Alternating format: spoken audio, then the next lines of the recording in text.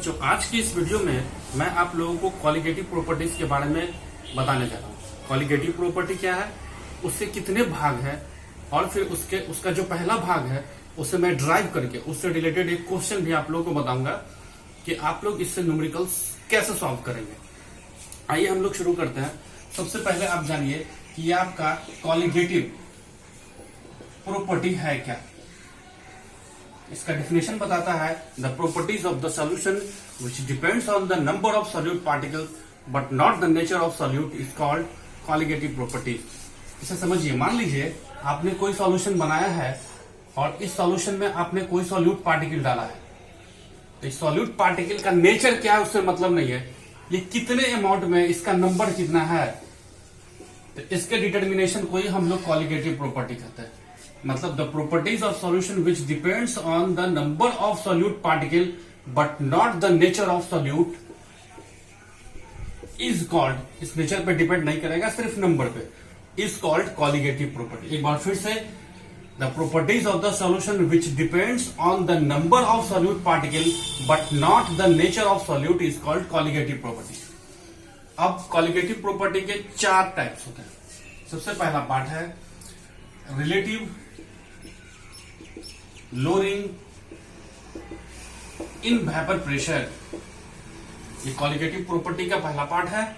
दूसरा पार्ट है इसका एलिवेशन इन बॉइलिंग पॉइंट। तीसरा पॉइंट है इसका डिप्रेशन इन फ्रीजिंग पॉइंट। और सबसे चौथा पॉइंट है इसका osmotic pressure.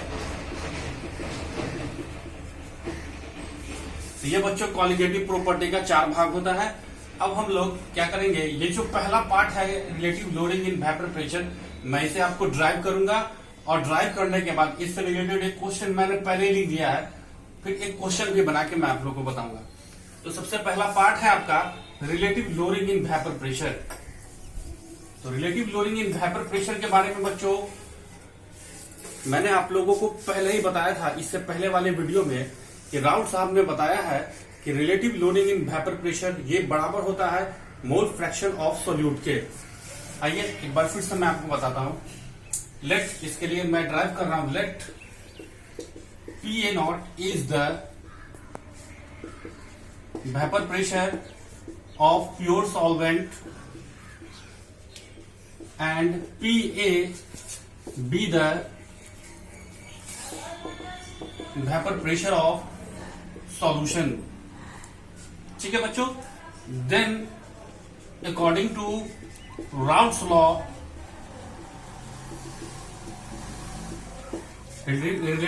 Relative loading in vapour pressure क्या हो जाएगा बच्चों, vapour pressure of pure solvent minus vapour pressure of solution divided by vapour pressure of pure solvent is equal to mole fraction of solute. ये Raoult साहब ने पहले ही बता, इसी को हम लोग को ड्राइव करना। तो ये आपका relative loading in vapour pressure जो है वो मोल फ्रैक्शन ऑफ सॉल्यूट के बराबर होता है। अब आप इसको करिए, सॉल्यूट के लिए आप मोल्स को एज्यूम करिए।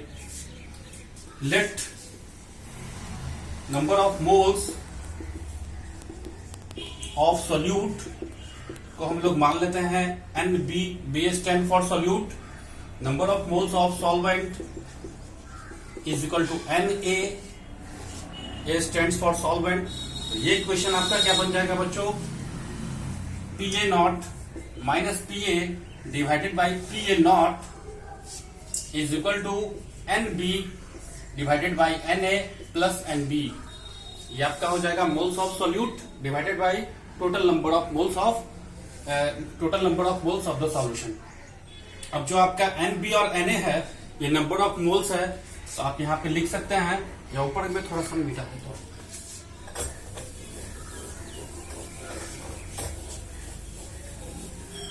अब जो आपका NB और NA है ये है आपका नंबर ऑफ मोल्स, तो आप लिख सकते हैं now NB is equal to, number of moles को हम लोग बोलते हैं mass divided by molar mass. तो मास को हम लोग W से डिनोट करते हैं, WB बाई MB, और M को हम लोग मोलर मास से डिनोट करते हैं। इसी तरह NA यानी कि मोल्स ऑफ सॉल्वेंट, इसे हम लोग WA बाई MA से हम लोग डिनोट करेंगे। तो ये इक्वेशन आपका बन के आ जाएगा P A naught minus P A by P A naught is equal to W B by M B divided by W B by M B plus W A by M A. ठीक है बच्चों, इस equation से हम लोग N B और N A का value हम लोग पुट कर रहे हैं। अब आप लोग जानते हैं कि मोल्स ऑफ सोल्यूट बहुत बहुत ज्यादा कम होगा।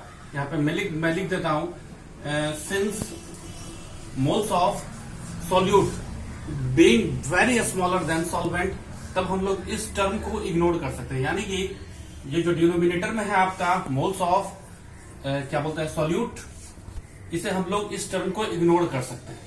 तब आपका सिंस आप लिख सकते हैं W A by M A बहुत बहुत बड़ा है W B by M B से, इसीलिए आप इस टर्म को लिख सकते हैं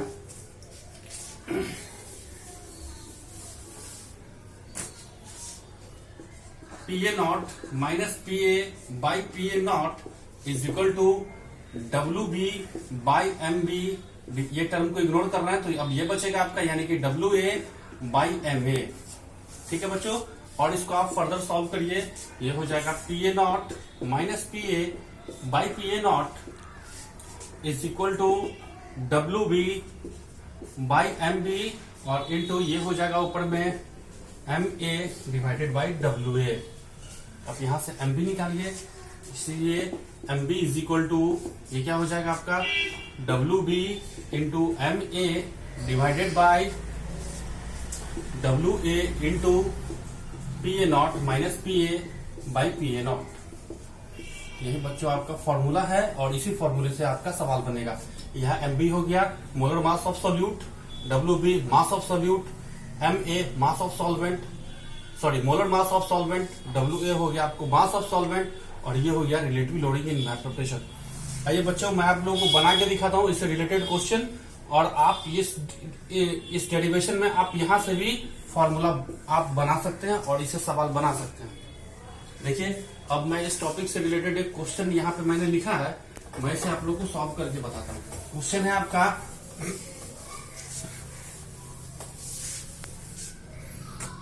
A solution is made by dissolving 30 gram of non-volatile solute। तो नॉन वोलाटाइल सोल्यूट 30 ग्राम है, तो आप वेट ऑफ सोल्यूट यानी कि डब्ल्यू बी यहां पे आप लिख सकते हैं W B is equal to 30 gram in 90 gram of water, यानी कि वाटर हो गया, वाटर यानी कि मास ऑफ डब्ल्यू ए, यहां पे आपका डब्ल्यू ए ये हो गया आपका 90 gram. It has a vapour pressure of 2.8 kPa, यानी कि सॉल्यूशन का जो वेपर प्रेशर है पीए ये आपका दे रहा है क्वेश्चन में ही 2.8 किलो पास्कल kPa एट 298 के ना vapour pressure of pure water यानी कि solvent, that means P A not pure solvent के लिए वेपर प्रेशर है, ये आपका बता रहा है 3.64 kPa। Calculate the molar mass of the solute. Molar mass of solute यानी कि एमबी आपको निकालना है, और एम ए यानी कि molar mass of solvent water आपका दिया हुआ है। वाटर का मोलर मास होता है 18 ग्राम पर मोल। ये सब कुछ आपका क्वेश्चन में दिया हुआ है और आप इस फॉर्मूले से आप चल के इस क्वेश्चन को सॉल्व कर सकते हैं। चलिए मैं सॉल्व कर रहा हूं from routes law relative loading in vapour pressure. मैं डायरेक्ट इस फॉर्मूले में सारे डाटा को पुट कर रहा हूं, यानी कि पी ए नॉट आपका है 3.64 डाल दीजिए, माइनस पी ए हो गया 2.8 divided by 3.64 is equal to W B into M A. W B हो गया आपका 30 इंटू एम ए हो गया आपका 18 डिवाइडेड बाई एम बी आपको निकालना ही है इंटू डब्ल्यू ए आपका हो गया 90। यहां से आप एमबी निकालेंगे, आप इसे सॉल्व कर लेंगे। मैं कैलकुलेशन सॉर्ट कर देता हूं, आप लोग खुद से कर लीजिएगा। यहां से आप एमबी निकालिएगा तो इसका वैल्यू आएगा 26 ग्राम पर मोल, और यही बच्चों आपका आंसर है। तो आपने देखा क्वालिटेटिव प्रॉपर्टीज और उसके 4 पार्ट्स को, और फिर मैंने पहले पार्ट्स को पूरा ड्राइव किया है और फिर उससे रिलेटेड मैंने क्वेश्चन भी आपको बना के बताया है। आई होप आप लोगों को समझ में आया होगा। इसी तरह बच्चों आप लोग अपना फीडबैक देते रहेंगे। Thanks for watching, and for more videos please subscribe.